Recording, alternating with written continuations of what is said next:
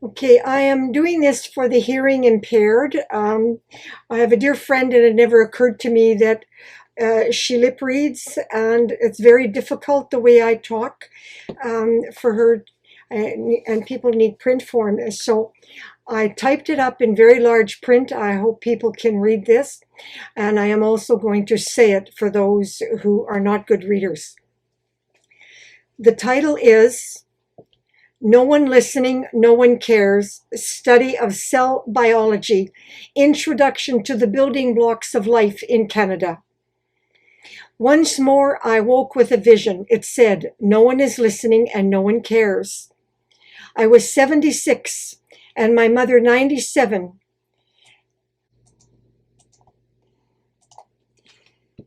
Once more I woke with a vision. It said, no one is listening and no one cares. I was 76 and my mother 97 when we discovered the truth about just how corrupt Canada really is. I was 42 when I discovered that Health Canada was on the take to industry. 64 when I discovered the Nazis in 1936 collaborated with our government, Health Canada, to create from a toxic weed, rapeseed, a food product that they knew would cause disease to both animals and humans, especially children. Whereas some adults who had no symptoms, who ate canola oil, aka rapeseed oil, without knowing it, and hundreds of toxic chemicals are in Canadian food, not listed on the food label, and humans that ate it passed genetic defects to their children for generations to come.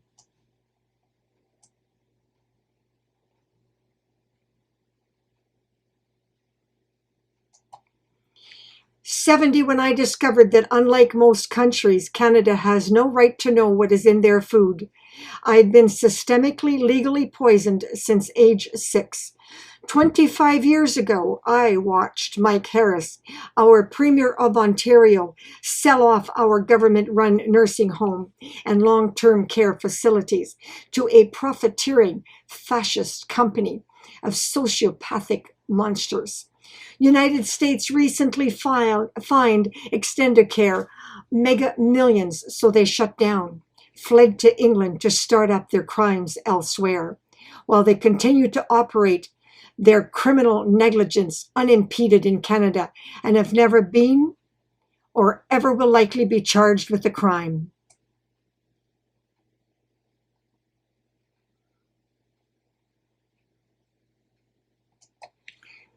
COVID-19, our current pandemic, if you have symptoms, you cannot even get a test at our local Sudbury hospital.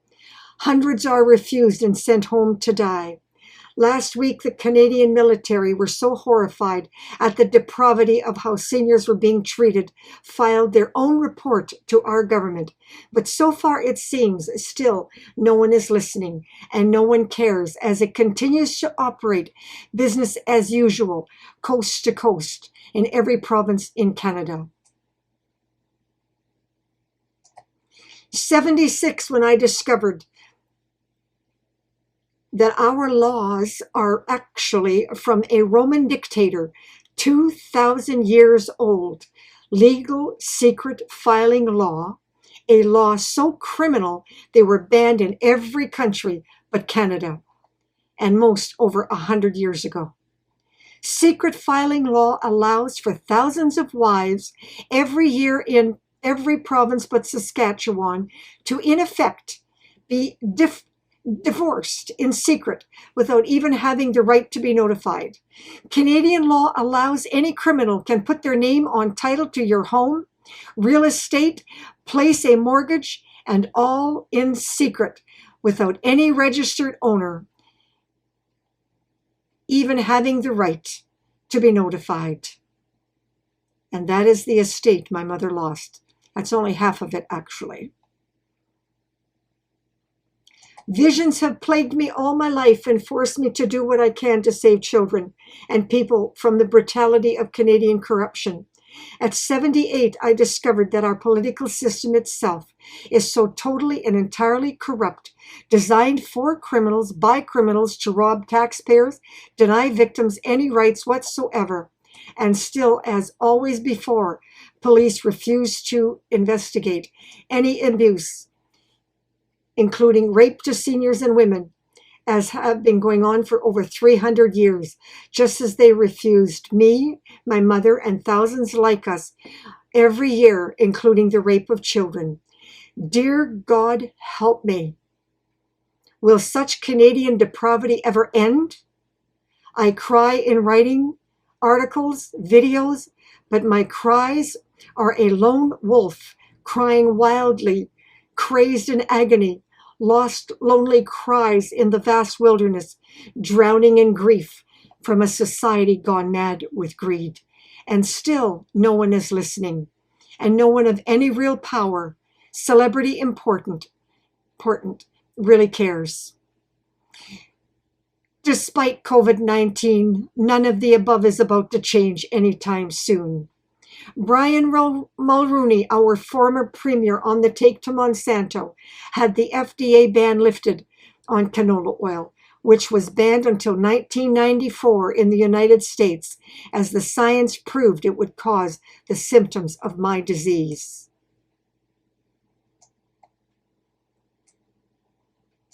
However, I did not discover the full truth on this kind of legal corruption until it was too late. Damage to my brain was too extensive, and by then I was terminal, a bubble person, a woman forced to live in a gas mask the rest of my life. In Canada, a doctor can force you to take a lethal dose of drugs and never go to jail. Yes, I was one of those victims. Many died. I survived, but not unscathed, terminal. And yet again, police refused to charge doctors who destroyed my life, denied me the right to disability with a crime. Millions are victims of my disease. That crime is so common that hundreds of thousands every year are victims, and media never publish the truth because no one is listening and no one cares. Media needs an audience to make money from, and without that, they are not listening and they don't care. I tried, but what little media I did get simply got me more abuse than ever before.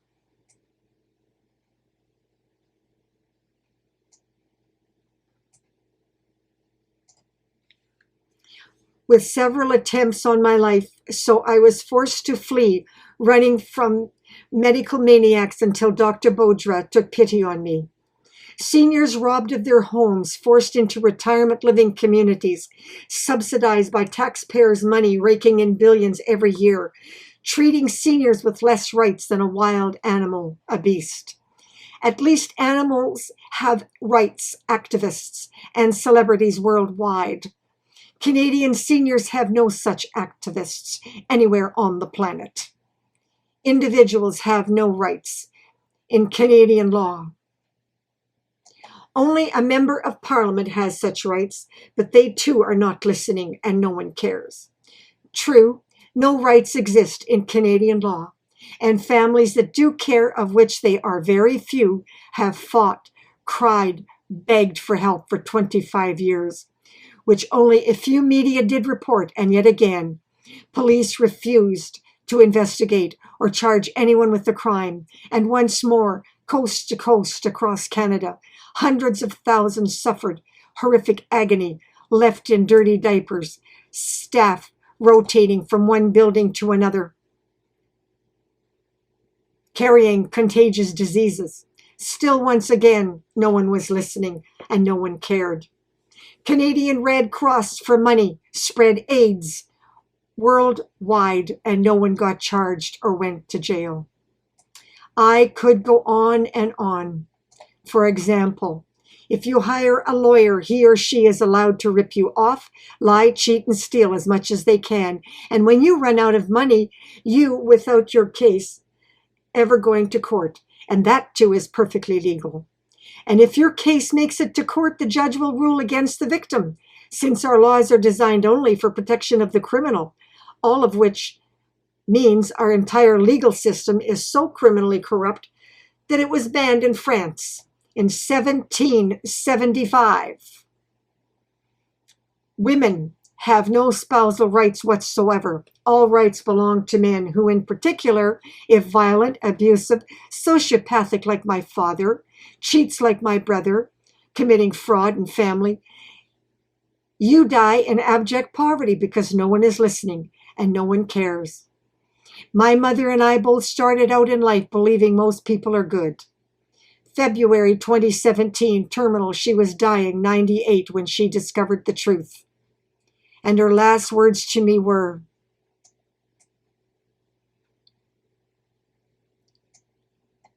"Trudi, I am so sorry what I put you through, that I did not believe you." Her voice trailed off as tears streamed down her ancient cheeks. I cut her off saying, "It's okay, Mom. You were always my child, and it is okay now. You can go to that other dimension and just keep right on dancing." I put on her grave a plaque that said, "She danced through life's tragedies." It was true, of course. The reality was far too painful for her to ever accept, so she just went out dancing and left it for me to clean up the life's mess. My mistake was that I tried to get human rights for Canadians when they themselves were not listening and did not care. Dancing in public will be never for me again. Last month, facing dying with COVID-19, 79 in September, all the research, documented evidence that took me 36 years and a lifetime to find, 22 years to relearn how to make a sentence from 2012 to 2020, uploaded all to 3 websites, Facebook, LinkedIn, and just discovered. All that work, which took me a full 36 years to complete, now all that will disappear when I die.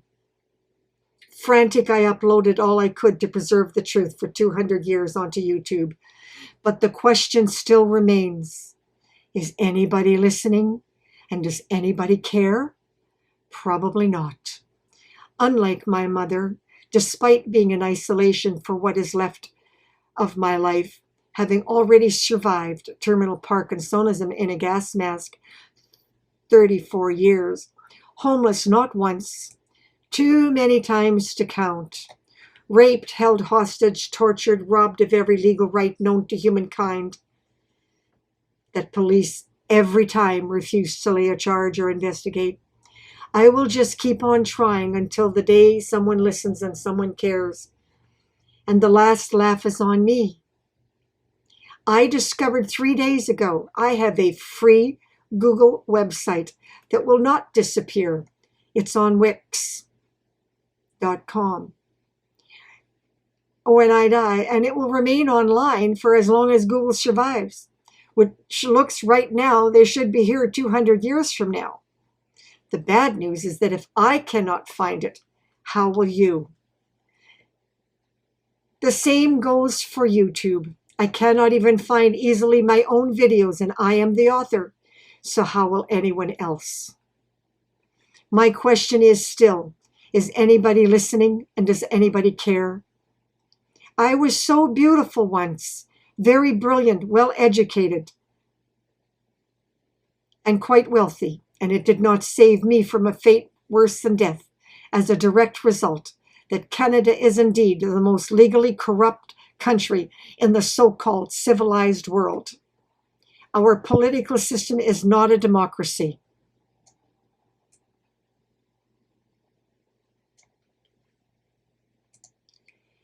And yet we were told that by Europeans and Americans over 300 years ago. And no one was listening, and no one cared. Are you listening? Who among you truly care? I mean, care enough to take action and do something about it, not just give me lip service and likes on Facebook. I discovered raw okra can reverse some of the memory loss and brain damage caused by canola oil. But only a few handful listened and cared. Tragically, not enough to save children from my disease. I tried to warn that our air was so toxic it was poisoning everyone, not just me, but no one was listening and no one cared. As a bubble person, immune system damaged beyond repair, I researched virus, bacteria, mold, dust mites with biochemists and scientists from the United States, England, and Europe for 34 years. I tried and tried to warn people they were spreading virus and can kill not just me but themselves for over 20 years. I begged them to stop going dancing out in public with virus, making me so sick. How many they infected that died, we will never know, because Canadian government medical system does not track such deaths or how many carriers contaminate how many each year. As usual, no one was listening and no one cared. 18 years I tried to expose the truth on canola oil and toxic chemicals in our food, but no one was listening and no one cared except for Toronto Vitality magazine, and yet too few to ever get us the right to know what is in our food, because most Canadians are not listening and simply don't care. When I discovered the water and beverages were poisoning our children, once more, only a few were listening and cared, but not enough to ever get us the protection we deserve. So my point simply is, are you now willing to listen? And do you finally care? No, don't tell me. Show me. Show me by what you do, by the action you take, by how you fight back. Don't just leave it all up to someone like me. Boycott Canadian non-organic food and China's products until they stop creating disease like COVID-19 and Parkinsonism caused by canola oil and toxic chemicals.